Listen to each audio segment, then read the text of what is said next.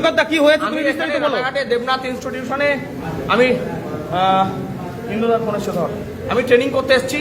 Training শুরুর আগেই এখানে সাদা পর্দায় মমতা ব্যানার্জির অ্যাড দেখাচ্ছে দীঘার মন্দির নিয়ে। আমি অবজেকশন করেছি, আরো আমার অনেক দাদারা ছিলেন, এই যে এই দাদাও অবজেকশন করেছে, আরো অনেক দাদা এখানে ছিলেন তারা অবজেকশন করেছে। আমরা বলেছি যে এটা নির্বাচনী বিধিভঙ্গ হচ্ছে,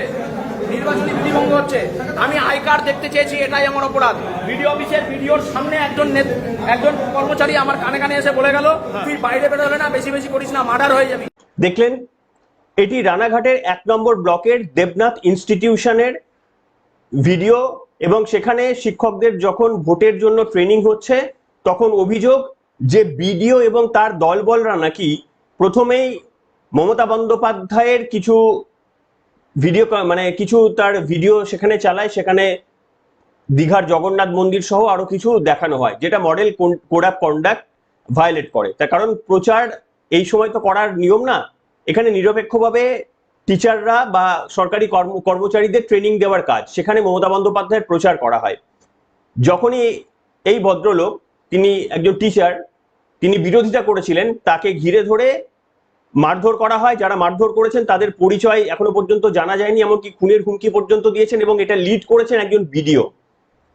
এই হচ্ছে পশ্চিমবঙ্গের পরিস্থিতি। তবে এখনো পর্যন্ত নির্বাচন কমিশনের কোন রকমের সেই অর্থে খবর আসেনি। খুব শীঘ্রই খবর চলে আসবে, এদের বিরুদ্ধেও খবর চলে আসবে, আমরা নিশ্চিত। কেন নিশ্চিত এতটা হতে পারছি?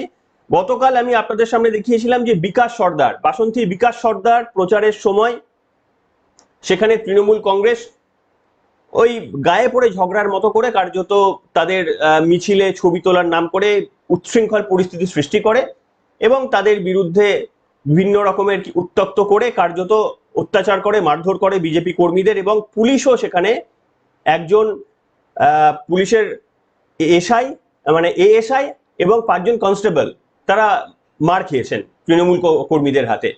এবং এই ঘটনার পর অভিযোগ ছিল যে কেন্দ্রীয়, আমি দেখিয়েছিলাম গতকাল আপনাদের সামনে, যে কেন্দ্রীয় বাহিনী থাকা সত্ত্বেও তাদেরকে অনেক পরে ডাকা হয়েছে, এবং মাত্র 2 সেকশন, যত কোম্পানি ডাকা উচিত ছিল সেটা তারা ডাকেননি, খুব কয়েকজনকে তারা ডেকেছিলেন।